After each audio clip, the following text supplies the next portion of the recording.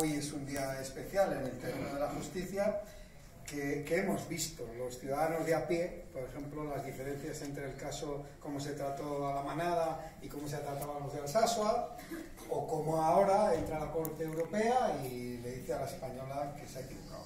Creo que es un momento precioso para hablar de este asunto. Bueno, estás planteando la cuestión de la igualdad, ¿no? Sí, lo de si todas y todos somos iguales o no ante la justicia. Bueno, tenemos un problema importante. Yo creo que, por ejemplo, apreciar cómo se gestionan las prisiones, la prisión provisional, creo que da bastante muestra de cómo son las cosas, ¿no? Los jóvenes, por llamarlos de alguna manera, no es que le quiera quitar importancia, pero como se les ha llamado así, los jóvenes de Altsasu estuvieron en prisión provisional pues como 2 años, una cosa así. Los políticos catalanes han estado en prisión provisional pues también 1 año y medio, 2 años, porque la sentencia se ha conocido ahora en octubre, efectivamente 2 años en prisión provisional. Y, por ejemplo, los jóvenes de la Manada no estuvieron en prisión provisional hasta bastante avanzado, incluso cuando se les condenó en primera instancia por la Audiencia Provincial de Navarra, estuvieron en libertad. Yo creo que la justicia española tiene un problema. El problema es el problema no es la desigualdad es una consecuencia. El problema es que es una justicia politizada, pero claramente politizada. No se alarme nadie, porque a mí me gusta aclarar las cosas. La justicia tiene rasgos políticos muy claros en algunos niveles. Es evidente. Y además, el fenómeno de la politización de la justicia no se politiza para nada. ¿Qué más da? Una cosa es colocar a los amigos y a las amigas, me da igual, en el Tribunal Supremo, en el Consejo General del Poder Judicial, en el Tribunal Constitucional, donde se quiera, pero no se coloca a los amigos al buen tuntún. Son amigos ideológicos los que se van colocando.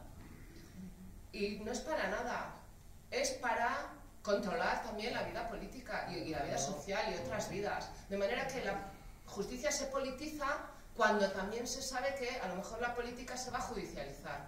Cuando hay cuestiones políticas que no se van a resolver en sede política, sino que se van a resolver en sede judicial, interesa que la justicia pues esté controlada de alguna manera, y de manera que es un fenómeno muy grave, pero tan grave que se ha puesto de relieve en el Grupo Europeo contra la Corrupción, que ha pedido a España que haga cambios en la forma de designación de los jueces y magistrados en todos los niveles, etc. Bueno, esto es así. Yo creo que la justicia española tiene el problema de tener un nexo directísimo con la política de partidos y también con la política institucional mayoritaria. El rapapolvo que supone hoy la sentencia del Tribunal de Justicia de la Unión Europea, de la sentencia de Luxemburgo sobre la inmunidad de Junqueras, es gravísimo. Gravísimo, se puede uno equivocar, esto yo no lo discuto. Y además, lo de los errores judiciales, hay que tener en cuenta una cosa. Claro, un tribunal enmienda al otro. ¿Quién tiene razón? Siempre el último. Pero no es porque tenga la razón, sino porque es el último. De manera que un juzgado luego va a un tribunal superior, luego va al Tribunal Supremo, luego al Constitucional, luego lleva a Europa, al Tribunal Europeo de Derechos Humanos, por ejemplo, al de Estrasburgo, y Estrasburgo dice, usted ha hecho mal aquí, y ahí queda la razón. Si hubiese un tribunal planetario, intergaláctico, posterior, etcétera, pues seguramente a lo mejor irían cambiando las cosas, pero es lo mismo. En este caso, ese error no se podía haber cometido. O sea, un Tribunal Supremo que sabe que tiene los ojos del mundo puestos encima, que se ha cuidado, que ha intentado cuidar hasta el más mínimo detalle para evitar que esta sentencia termine, que va a terminar de todas maneras, en Estrasburgo. Pues hay cosas que le pueden, no sé, le ha podido. Yo creo que el tema de la inmunidad de Junqueras era más fácil reconocerle la condición de eurodiputado y dejarle y salir, etcétera, en junio, el 13 de junio, era mucho más sencillo eso que negarlo. Y sin embargo, ¿y por qué se elige el camino más difícil? Porque esto es un rapaport, porque claro, bueno, en fin, esto va a pesar, pero nada más. Pero bueno, no sé si te respondo algo, Fernando. Sí, bueno, creo que todos tenemos esa sensación, ya lo has dicho tú, de desequilibrio evidente de algunas decisiones y además ahora sabemos que van a tener que aceptar esa decisión, o sea, pero en todo caso, unido a esto, y ahora te doy un paso, no será porque en el proceso de transición hubo una especie de traslado automático de todo el aparato franquista que llega a crear esta democracia imperfecta que tenemos.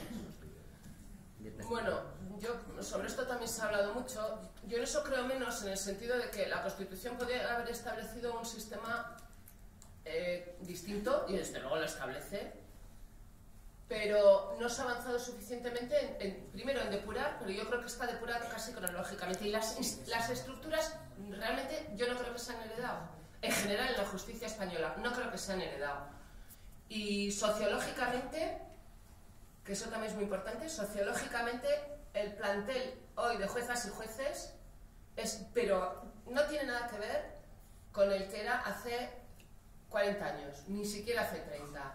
Es verdad que se podía avanzar más, que el acceso a la judicatura podía ser distinto, pero yo creo que, de verdad, si yo no tengo ahora los datos, bueno, desde luego, en cuanto al género, las mujeres ya somos mayoría.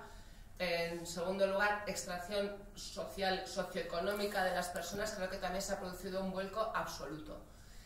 Otra cosa es que las estructuras estén pensadas, pero están pensadas, yo creo de verdad, no por herencia de la dictadura, sino porque son útiles hoy todavía a las mayorías políticas. Yo creo que es, y a una mayoría económica. Yo creo que esa es la razón. Se mantiene por esa razón exclusivamente.